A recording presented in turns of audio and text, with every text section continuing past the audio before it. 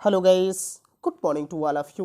आप सभी का यूट्यूब के पाल एकेडमी में मैं विनोद पाल स्वागत करता हूं।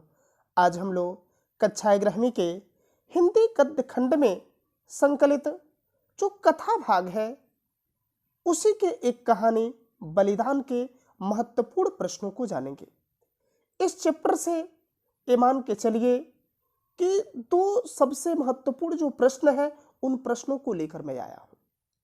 एक पहला चीज ये देखिए कि कहानी है या खंड काव्य है, उसमें सबसे पहला एक प्रश्न बनता है नायक या नायिका का चरित्र चित्रण, और दूसरा प्रश्न ये बनता है उस कहानी, कथा, नाटक या खंड काव्य के सारांश। यानी इससे संबंधित जो प्रश्न होते हैं ये सबसे महत्वपूर्ण प्रश्न होते हैं। और उसी तरह ये जो बलिदान कहानी है उससे संबंधित मैंने दो प्रश्न लेके आया है। अगर ये दो प्रश्नों को अगर आप तैयार कर लेंगे, इससे अतिरिक्त नहीं आएगा। अगर आता भी है तो इसके इर्द गिर्द ही वो कहानी पूरे के पूरे प्रश्न घूमेंगे, क्योंकि एक सारांश है, पूरे का निचोड़ है, और दूसरा जो मुख्य नायक है उसके चरित्र के विषय में मैंने लिखा है। देखिए, जो बलिदान कहानी है वह मुंशी प्रेमचंद्र जी के द्वारा लिखा गया है, और मुंशी प्रेमचंद्र जी कहानी के क्षेत्र में जो उनका योगदान है वह अविस्मरणीय है, जिसे कभी भुलाया नहीं जा सकता। और बचपन से ही अगर हम लोग कहानियों को पढ़ने का अगर जुनून रहता था तो मुंशी प्रेमचंद्र की कहानियों को पढ़ते थे, ताकि उनकी कहानियों को पढ़ने से जो रस, जो आनंद मिलता था वह शायद अन्य किसी के कहानियों में वो आनंद और वो रस नहीं मिलेगा। तो आइए हम लोग उन्हीं के द्वारा ये लिखा गया जो बलिदान कहानी है उस कहानी से संबंधित दो प्रश्न लेकर आए हैं, और उन दोनों प्रश्नों के उत्तर कितने सरल भाषा में है। पहला प्रश्न देखिए ऐसे बन सकता है कि बलिदान कहानी के प्रमुख पात्र गिरधारी का चरित्र चित्रण कीजिए, अथवा दूसरे रूप में कैसे बन सकता है बलिदान कहानी का नायक कौन है। आपको समझना, नायक कौन है उसके चरित्र की विशेषताओं पर प्रकाश डालिए। यानी दोनों प्रश्न देखिए उस नायक के चरित्र के विषय में ही पूछ रहा है, लेकिन दोनों को दो रूपों में पूछा है। यहां से हम लिखना प्रारंभ करेंगे। प्रेमचंद के बलिदान कहानी में हरखू और गिरधारी दो प्रमुख पात्र हैं। दो मुख्य पात्रों के विषय में जिक्र की गई है, हरखू और गिरधारी। जो हरखू है वह गिरधारी के पिता है। जब तक वो जिंदा होते हैं तब तक वही कहानी के पात्र होते हैं, लेकिन उनकी मृत्यु के पश्चात ही गिरधारी इस कहानी का मुख्य नायक हो जाता है। देखिए, कहानी का आरंभ हरखू के परिचय के साथ होता है। हरखू की मृत्यु होने तक वही कहानी का पात्र लगता है, किंतु उसकी मृत्यु के साथ उसके नायकत्व की उम्मीदवारी समाप्त हो जाती है, क्योंकि जब तक व्यक्ति जीवित है तब तक उसकी प्रशंसा, उसके कार्यशैली, सारी चीजों का वर्णन होता है, उसके विषय में लोग जानते हैं। उसकी मृत्यु के बाद उसके पुत्र जो गिरधारी है, अब देखिए कि वो नायक हो जाते हैं, और वो क्या करते हैं। उसके पश्चात गिरधारी ही कहानी का मुख्य पात्र है। कहानी की सभी घटनाएं उसके चारों ओर घूमती हैं। कहानी के अंत तक देखिए कि यद्यपि उसकी भी मृत्यु हो जाती है। देखते हैं ना कि जब मूवियों को देखते हैं हम लोग यही चाहते हैं कि जो नायक है उस फिल्म का वह मरे ना, लेकिन देखिए कि ये घटना अंत में मृत्यु भी उसकी हो जाती है, लेकिन प्रेत आत्मा के रूप में वह कैसे लोगों को तंग करता है। एकदम ध्यान से अगर पढ़ेंगे तो निश्चित रूप से आप कहानी को वैसे लिख सकते हैं। देखिए, दो है माँ बेटे, हरखू है और उसके पुत्र गिरधारी है। जब तक हरखू जीवित है तब तक उसका वर्चस्व चल रहा है, और उसकी मृत्यु के पश्चात गिरधारी हो जाता है। लेकिन गिरधारी भी अंत में उसकी मृत्यु हो जाती है और उसको प्रेतात्मा के रूप में प्रस्तुत किया गया है। ऐसा माना गया है कि वह प्रेतात्मा के रूप में है। तथापि वही कहते हैं कि जो किसी की मृत्यु हो जाती, कहते हैं अरे बाप वो जगह है, उस रास्ते से कोई जाता उसको तंग करता है, तो वही प्रेत आत्मा वही कहानी का नायक है, क्योंकि उसका आत्म बलिदान यानी स्वयं का बलिदान कर देता है। देखिए, इस कहानी का निचोड़, कहानी का नाम रखा कि जो बलिदान। बहुत सारे बच्चे बलिदान कहानी को जो मातृभूमि पढ़े रहते हैं 10 में, उसकी कहानी को उठा के लिख देते हैं। हम लोग कॉपी वगैरह चेक करते हैं तो देखते हैं उठा के उसको लिख देते हैं, उस पर कहाँ नंबर मिलने वाला है। आत्म बलिदान ही तत्कालीन शोषणवादी जो सामाजिक व्यवस्था पर प्रहार करता है, जो शोषणवादी सामाजिक व्यवस्था है वह कैसे लोगों का शोषण करता है उसके विषय में बताया गया है।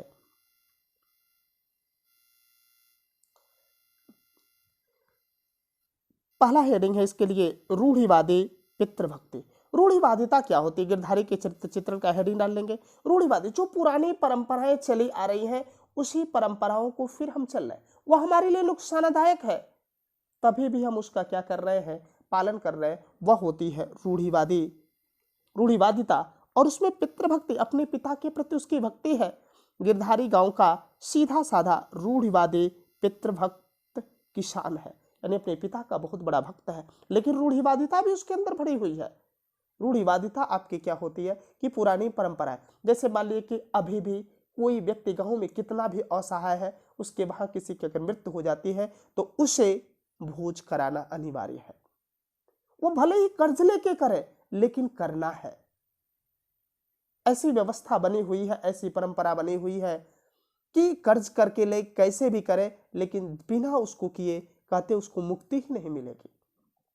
ये भी एक रूढ़िवादिता की पहचान है।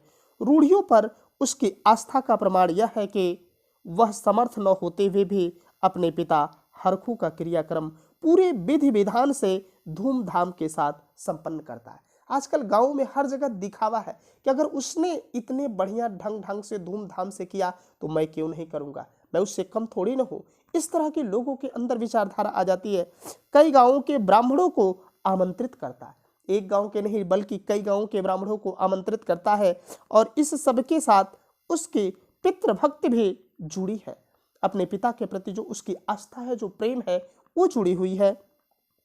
इसलिए उसे पिता के क्रियाकर्म पर की गई फिजूल खर्चे, जो फिजूल खर्ची कर दिया, जिसको खर्च नहीं करना चाहिए उस चीजों पर खर्च किया, का तनिक भी पश्चाताप नहीं है, उसे थोड़ा भी पश्चाताप नहीं है कि मैंने अपने पिता के लिए एक खर्च किया। इसलिए वह कहता है, देखिए कथन वगैरह निश्चित रूप से लिखिएगा, एक कहता कि मेरे भाग्य में जो लिखा है वह होगा, मेरे भाग्य में जो लिखा है वह होगा। शायद आप कहते ना मेरे भाग्य में जो लिखा वो होगा, शायद आपके भाग्य में यही लिखा हो कि आप वो कर्म करेंगे तभी वो पूर्ति होगी। आप जब कर्म ही नहीं करेंगे तो वैसे थोड़ी ना पूर्ति हो जाएगी। पर दादा के ऋण से उऋण हो गया। कह रहा है कि दादा का जो मेरे ऊपर कर्ज था, एक बाप का जो मेरे ऊपर कर्ज था, उस कर्ज से तो कम से कम मैंने मुक्ति पा लिया।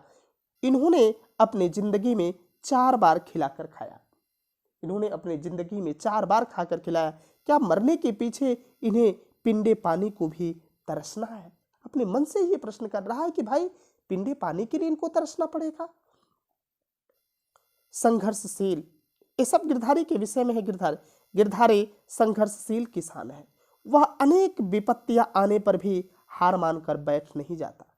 आपको भी कितनी भी विषम परिस्थिति आए कभी भी हार नहीं मानना चाहिए, सदैव आगे बढ़ते जाना चाहिए, बल्कि परिस्थितियों से संघर्ष करते हुए उनके बीच से ही उनके समाधान खोजना चाहता है। देखिए कि जो विपत्तियां हैं, जो उसी विपत्तियों में से संघर्ष करते हुए वह अपने लिए समाधान ढूंढना चाहता है।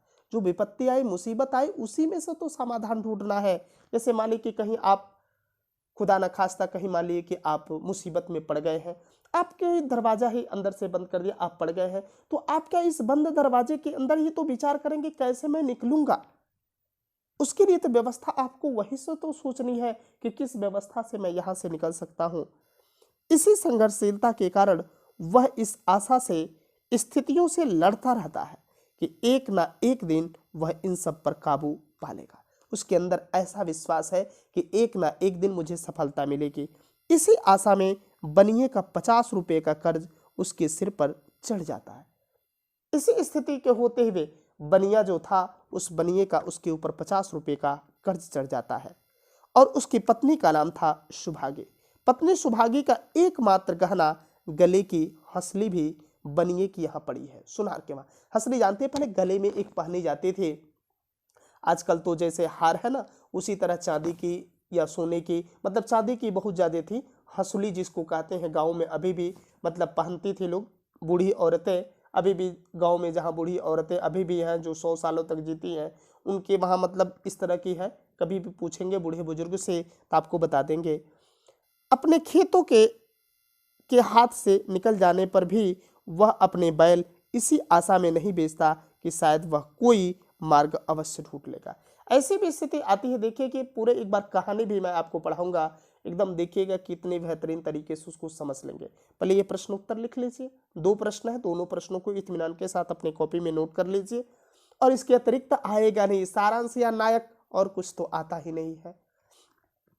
तो उसके खेत चले गए, जो गांव का प्रधान था, जो मुखिया था, उसके इतने हरजाने लगा दिए, इतने नजराने लगा दिया कि वह अपना खेत भी नहीं बचा पाया। लेकिन उसके पास जो बैल थे, उन बैलों को बचा कर रखा था कि शायद कभी स्थिति आ जाएगी, खेत वापस मिल जाए। तीसरा बिंदु है स्पष्ट और सत्य वक्ता। स्पष्ट बोलता था और सत्य बोलता था। ये गुण हर व्यक्ति को अपने अंदर रखना चाहिए। सत्य भी बोलना चाहिए, स्पष्ट, ये नहीं कि बातों को घुमा फिरा के गोल गोल नहीं। स्पष्ट और सत्यवादिता गिरधारी के चरित्र की ऐसी विशेषता है जो उसे गांव और समाज में प्रतिष्ठित करती है, यानी इज्जत मिलती है। गांव के प्रतिष्ठित लोग, इज्जतदार लोग कि हाँ भाई प्रतिष्ठा, चोरी किए रहेंगे तो आपको क्या कहेंगे, बड़ी चोरकट है ये। होगा कि नहीं होगा? आपको अपनी प्रतिष्ठा को गांव में बनाए रखना है कि शायद लोग आपको देख के कहें कि हाँ भाई, इसकी जो इज्जत है, इसकी जो कार्य करने की जो शैली है, वैसा दूसरों को भी क्या करना चाहिए, दूसरे भी प्रोत्साहित होकर आपकी कार्यशैली के अनुरूप वह कार्य करें। इसी का वर्णन कहानीकार ने इस रूप में किया है। उसकी गणना गांव के भले आदमियों में थी। हर व्यक्ति चाहता है, बशर्ते उसको यह एहसास न हो कि कोई उपहास कर रहा है, हर व्यक्ति अपनी तारीफ को सुनना चाहता है, अपितु ऐसा न हो कि उसका उपहास किया जा रहा है। उसे गांव के मामले में बोलने का अधिकार था। उसके घर में धन न था पर मान था। उसके घर में धन नहीं था, धन तो आप बाद में भी कमा लेंगे, लेकिन इज्जत, हमें एक बार इज्जत चली गई तो पुनः इज्जत को आप अर्जित नहीं कर पाएंगे। नाई, बढ़ई, कुम्हार, पुरोहित, भाट, चौकीदार, ये सब उसका मुंह ताकते थे। और वह स्वाभिमानी भी था। हर व्यक्ति को स्वाभिमानी भी होना चाहिए। अपने स्वाभिमान को कभी भी ऐसा नहीं कि थोड़ी सी चीजों के लिए अपने स्वाभिमान को गिराकर किसी कार्य को करिए, यानी अपने स्वाभिमान को बनाए रखिए। गिरधारी निर्धन होते हुए भी बड़ा स्वाभिमानी किसान था। उसके खेत खलिहान और बैल उसके मान प्रतिष्ठा के प्रतीक थे। कहते हैं ना कुछ लोग कि कुछ ऐसी चीजें होती हैं गांव या घर पे, उसको लोग बेचना नहीं चाहते हैं, एक प्रतीक मानते हैं कि वह मेरी प्रतिष्ठा है, शायद बेच दूंगा तो लोगों की यह एहसास होगी ये इसने तो बेच दिया। जब वह किसी भी स्थिति में इनकी रक्षा करने में सफल नहीं हो पाता, तब वह स्वयं को अपमानित अनुभव करता है। यानी उसके गांव की, मतलब उसकी जो घर की जो प्रतिष्ठा थी, जैसे खेती है, उसके बैल है, इन चीजों की कह रहा कि जब मैं मान नहीं रख पाऊंगा, इज्जत नहीं रख पाऊंगा, तो अपने आप को अपमानित महसूस करता था। इसके बिना उसे अपना जीवन एकदम निरर्थक लगता है और इसलिए वह अपने स्वाभिमान की रक्षा के लिए आत्मघात जैसा कदम भी क्या करता है, उठा लेता है। लेकिन यह गुण कभी भी किसी व्यक्ति के अंदर नहीं आना चाहिए। यह जीवन मिला है तो उस जीवन को जीना चाहिए। यानी सबसे डरपोक व्यक्ति, सबसे शक्तिहीन व्यक्ति उसे कहते हैं कि जो अपने आप को, मतलब कि समझिए कि आत्मघात कर लेता है, यानी सुसाइड कर लेता है, वह सबसे बड़ा कमजोर होता है, बुज़दिल इंसान होता है। यहां देखिए अवसादग्रस्त होता ना, अवसादग्रस्त आज लोग ज्यादा से, अवसादग्रस्त कहते हैं एकदम टेंशन में मैं पड़ा रहता हूँ, कहते अरे यार टेंशन में देखो ये बाल झड़ गए। टेंशन में पड़ा पड़ा व्यक्ति, एकदम चिंतित अवस्था में रहना, खुश नहीं रहना, वो होते हैं अवसादग्रस्त। गिरधारी जब सब प्रकार से विपत्तियों से घिर जाता है और वह अपने खेतों तथा बैलों की रक्षा नहीं कर पाता, तो वह अवसादग्रस्त हो जाता और यही अवसाद उसे प्रेतात्मा बनने की स्थिति तक पहुंचा देती है, अर्थात वह खुद आत्महत्या कर लेता है। इस प्रकार हम गिरधारी के चरित्र के रूप में एक वास्तविक भारतीय किसान को अपने सामने खड़ा पाते हैं और वह सब प्रकार से जमींदार, साहूकार, पुलिस, शासन व्यवस्था के द्वारा स्वयं का शोषण कराने के लिए विवश है।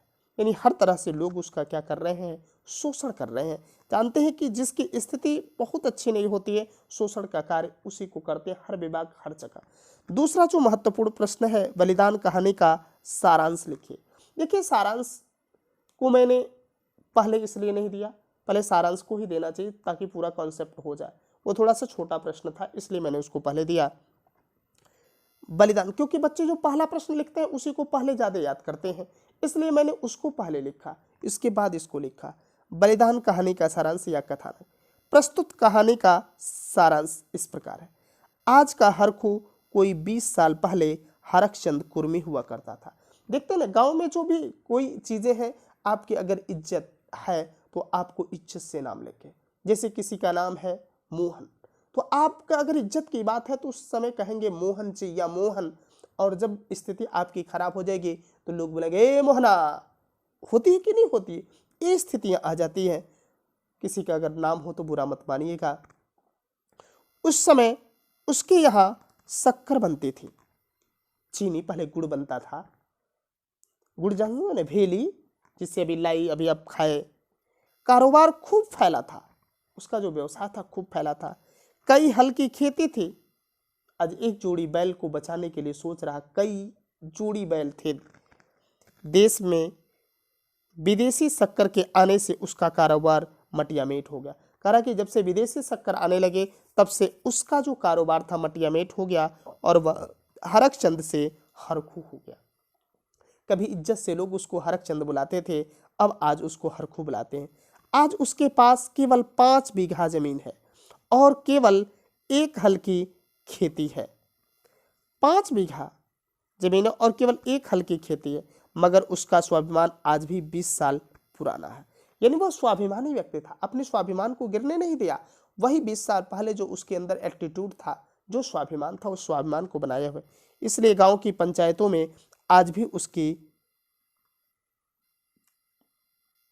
उसकी संपत्ति सम्मान की दृष्टि से देखी जाती है। आज भी उसको सम्मान की दृष्टि से लोग देखते हैं। वह जो बात कहता है बेलाग कहता है और गांव के अनपढ़ उसके सामने मुंह नहीं खोलते। हरखू ने अपने जीवन में कभी दवा नहीं खाई। ये देखिए, उसकी एक क्वालिटी ये है। पहले भी गांव में बूढ़े बुजुर्ग कहते थे मैंने कोई दवा नहीं की, बिना दवा के हम ठीक हो जाते थे। अपने जीवन में कभी दवा ना खाए थे, किंतु बिना दवा खाए ही 5 दिन में चंगा हो जाता था, यानी ठीक हो जाता था बिना दवा खाए। इतनी इम्यूनिटी पावर थी। इस बार वह कार्तिक में बीमार पड़ा तो ठीक ही नहीं हुआ और अंततः उसने खटिया पकड़ ली। इस बार जब तबीयत खराब हुआ कार्तिक के महीने में, तो खटिया पकड़ लिया। उसे लगने लगा कि अब चलने के दिन आ गए हैं, यानी उसे एहसास हो गया कि अब बुलावा आ चुका है प्रभु श्री राम का। एक दिन मंगल सिंह उसे देखने गए और बोले बाबा, दवा खाए अच्छे ना होंगे, यानी बिना दवा खाए आप ठीक नहीं होंगे। कुनैन क्यों नहीं खाते? कुनैन की दवा पहले भी मानी जाती थी, अभी भी बनती है कि नहीं बुखार इनकी ठीक हो जाएगी। हरखू ने उदासीन भाव से उत्तर दिया, तू लेते आना, क्योंकि हरखू भी बड़ी कंजूस आदमी था। पैसा नहीं दे रहा, केवल कह रहा कि लेते आना। अगले दिन कालिका दीन ने आकर कहा बाबा 2-4 दिन कोई दवा खा लो, अब तुम्हारी जवानी की देह थोड़ी है। मतलब कि जवानी की देह थी तो इम्यून सिस्टम तगड़े थे, ठीक हो जाते थे। अब जवानी की देह थोड़ी, कोई दवा खा लो, बिना दवा दर्पण के अच्छे हो जाओगे। प्रश्न खुद ही पूछ रहा कि बिना दवा दर्पण के अच्छे तो होना नहीं है। हरखू ने फिर उसी मंद भाव से कहा तो लेते आना। फिर कहा पैसा नहीं दे रहा, फिर भी देखो कालिका दीन को भी नहीं दिया। और जब मंगल सिंह आए थे, जो कभी मंगरू थे और मंगरू से आज मंगल सिंह हो चुके हैं, ये कहानी जब पूरी पढ़ेंगे तो बड़ी मजेदार है। मगर ये सब बातें केवल शिष्टाचार और संवेदना का हिस्सा था। जैसे होता ना, लोग आते हैं देखने तो आपको कहेंगे ये दवा क्यों नहीं खा लेते, ये सारी चीजें क्यों नहीं कर लेते, लेकिन लाके देने वाला कौन? बिना पैसे लिए किसी ने हरखू को दवा न लाकर दी। भाई पैसा देंगे तब ना दवा मिलेगी। किसी ने दवा लाकर नहीं दी और न हरखू ने दवा के दाम देने की बात किसी से कही। किसी से भी नहीं कहा कि दवा ला दो, मैं तुमको पैसा दे दूंगा। अंततः 5 महीने कष्ट भोगने के बाद ठीक होली के दिन हरखू ने शरीर त्याग दिया। गांव वाले तो बड़ी परेशान होंगे, अरे बाप हो बाप, होलियों नहीं मनाने दिया। ये हुई मुसीबत। उसके पुत्र गिरधारी ने खूब धूमधाम से उसका क्रियाक्रम किया, पूरी धूमधाम से उसके क्रियाक्रम को किया। हरखू के उपजाऊ खेत 3 दिन 3-3 फसलें देते थे, अतः सभी गांव वालों की नज़र उन पर लगी थी। सभी जमींदार लाला ओंकार नाथ को उकसाने लगे। दोगुना लगान और बड़ी रकम नजराना पेश की लेकर गिरधारी से खेत छुड़ाने के लिए आए। यानी नजराने की जो रकम थे वो ज़्यादा से ज़्यादा देने के लिए। नजराने यानी देखने, पहले ये होती है ना कि नजराने, आजकल क्या होती है, शादी में इंगेजमेंट होता है कि नहीं होता है, कि पहले ही नजराने देखने के लिए तमाम लोग खर्च कर देते हैं। तो पहले नजराने की कीमत यह है कि मैं इस खेत को ले रहा हूं, मैं मतलब इसमें इतनी उपज कर लूंगा, और उसके एवज में पैसे दे देते हैं। गिरधारी से खेत छुड़ाने के लिए एक दिन जमींदार ने गिरधारी को बुलाकर कहा, तुम 8 रुपये बीघे पर जोतते थे, मुझे 10 रुपये क्या कर रहे हैं, मिल रहे हैं। जिम्मेदारी व्यवस्था बड़ी कठिन थी। पहले अपनी खेती करने के लिए पहले किस तरह से कर देना पड़ता था, और नजराने के रुपये सो अलग, तुम्हारे साथ रियायत करके लगान वही रखता हूँ, पर नजराने के रुपये तुम्हें देने पड़ेंगे। जो लगान है वो तो वही रहेगा, ठीक है, लेकिन जो नजराने के रुपये हैं उसको मैं थोड़ा बढ़ा दे रहा हूँ।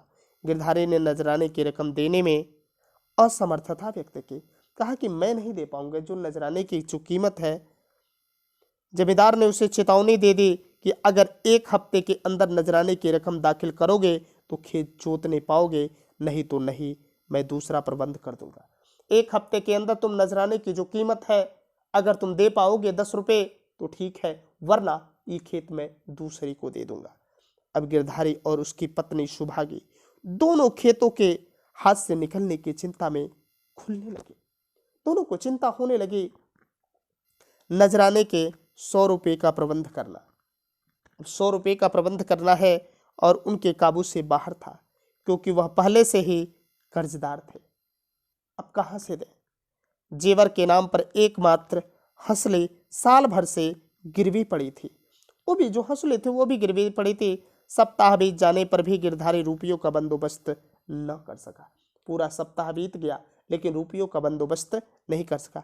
8वें दिन उसे मालूम हुआ कि कालिका दिन ने 100 रुपये नजराने देकर 10 रुपया बीघा लगान पर खेत क्या कर लिया, ले लिया। कालिका दिन तो कभी कल्लू था, आज कालिका दिन हो गया। यह सुनकर गिरधारी बिलख विलख कर रोने लगा। उस दिन उसके घर पर चूल्हा भी नहीं जला। सुभागी ने लड़ झगड़ कर कालिका दिन से खेत लेने चाहे किंतु असफल रहे।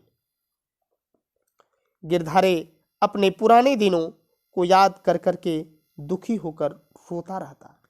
लोग उसे समझाते कि तुमने पिता के क्रियाक्रम में व्यर्थ ही इतने रुपए क्या कर दिए, उड़ा दिए। शायद इतने रुपए अगर नहीं उड़ाया होता तो शायद नजराने के पैसे देकर उस खेत को बचा पाया होता। लेकिन उस पुरानी जो परंपरा है, उस परंपरा में जकड़े होने के कारण वह उस खेत को नहीं छुड़ा पाता है। कहा जाता है यही रूढ़िवादिता है। यह सुनकर उसे बहुत दुख होता है।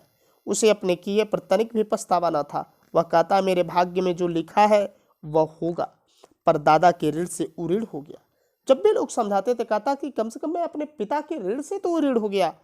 उन्होंने जिंदगी में 4 बार खिलाकर खाया है, क्या मरने के पीछे इन्हें पिंडे पानी को तरसना, कि पिंडे पानी को भी तरसना पड़े। इस प्रकार आषाढ़ आ पहुंचा। वर्षा हुई तो सभी किसान अपनी खेती बाड़ी में व्यस्त हो गए। यह सब बातें देख सुनकर गिरधारी जलहीन मछली की तरफ तड़पता रहा। अब उस बेचारे को बड़ी कष्ट हो रहा है कि जब अब बरसात का समय आया तो सब लोग खेतों में जाने के लिए प्रबंध करने लगे, सोचने लगे। उस समय एकदम बेचैन हो गया। गिरधारी ने अभी तक अपने बैल न बेचे थे। तुलसी बनिए ने अपने रुपए के लिए धमकाना आरंभ कर दिया। जो तुलसी बनिया था वो भी अपने पैसे के लिए धमकाना प्रारंभ कर। मंगल सिंह ने नालिश की बात कहकर उसे और डरा दिया। अंत में मंगल सिंह ने उसकी 80 रुपये की जोड़ी 60 रुपये में सौदा कर बैल खरीद लिए। देखिए, जब व्यक्ति मुसीबत में होता है, परेशानियों में होता है, तो लोग उसका नाजायज फायदा भी उठाते हैं। और देखिए, वो 80 रुपये जोड़ी की जो बैल थी उसको 60 रुपये जोड़ी के हिसाब से खरीदा। वो जानता था कि मजबूरी में वो देगा नहीं तो जाएगा कहाँ। बैलों के जाने पर पूरा परिवार फूट फूट कर रोया। उस रात को गिरधारी ने कुछ न खाया। प्रातःकाल उसकी पत्नी सुभागी ने उसे चारपाई पर न पाया। अब देखिए घटना क्या घटित होती। उस दिन खाना भी नहीं खाया और सुबह उठी तो देखिए उसका पति गिरधारी बिस्तर पर नहीं था। उसने सोचा कहीं गए होंगे। दिन ढले तक भी घर न लौटने पर चारों ओर उसकी खोज हुई। शाम हो गया, सुबह का देखे हुए नहीं आए, किंतु गिरधारी का पता न चला। संध्या समय अंधेरा छा जाने पर सुभागी ने गिरधारी के सिराने दिया जलाकर रख दिया। अचानक सुभागी को आहट मालूम हुई। उसने देखा गिरधारी बैलों की नाद के पास सिर झुकाकर खड़ा है। सुभागी यह कहते हुए उसकी ओर बढ़ी कि वहां खड़े क्या कर रहे हो। वो देखिए, उसको यह एहसास हुआ कि वहां खड़ा है। आज सारे दिन कहाँ रहे। गिरधारी ने कोई उत्तर न दिया। वह पीछे हटने लगा और थोड़ी दूर जाकर गायब हो गया। यानी ये उसको यह एहसास हुआ कि उसकी आत्मा थे। कहने का तात्पर्य यहां पर वही है। सुभागी चिल्लाई और मूर्छित होकर गिर पड़े। वो बेहोश होकर वहीं गिर पड़े। अगले दिन कालिका दिन जब अंधेरे अंधेरे खेतों पर हल जोतने पहुंचा, सुबह भोर में एकदम पहुंचा, तो उसने वहां गिरधारी को खड़े पाया। गया तो देखा कि गिरधारी एकदम खड़ा है। वह गिरधारी की ओर बढ़ा तो वह पीछे हटकर कुएं में कूद गया। जब वह पीछे हटा, वो बढ़ता गया तो वो बढ़ता गया पीछे। ये इधर से बढ़ता जा रहा, वो पीछे बढ़ता जा रहा और वह कुएं में कूद पड़ा। कालिका दिन डर कर बैलों को वहीं छोड़कर गांव आ गया। कालिका दिन की हिम्मत फिर गिरधारी के खेतों की ओर जाने की ना हुई। उसने गिरधारी के खेतों से इस्तीफा दे दिया। कहा कि मेरे बस का नहीं है उसके खेत को जीतना। ओंकारनाथ के चाहने पर भी उसके खेत न उड़ सके। अब गांव के लोग उन खेतों का नाम लेने से भी क्या करते थे, डरते थे। यानी इस तरह से उस खेतों के लिए वह अपने प्राण को भी दे दिया उस खेत को बचाने के लिए, लेकिन बचा नहीं पाया। लेकिन ऐसी स्थिति बना के तैयार कर दिया, उन खेतों पर दूसरा कोई भी राज न कर सके। इस तरह से दो महत्वपूर्ण प्रश्न है। यदि आप लोगों को ये वीडियो पसंद आए तो निश्चित रूप से ज़्यादा लोगों के पास आप लोग शेयर करिए। और आप लोग का ही स्नेह प्रेम रहा, इतनी तेजी से चैनल बढ़ भी रहा है और ज़्यादा से ज़्यादा कक्षा 11वीं के छात्रों के द्वारा ही वीडियो पे व्यूज भी आते हैं। Thanks for watching the video.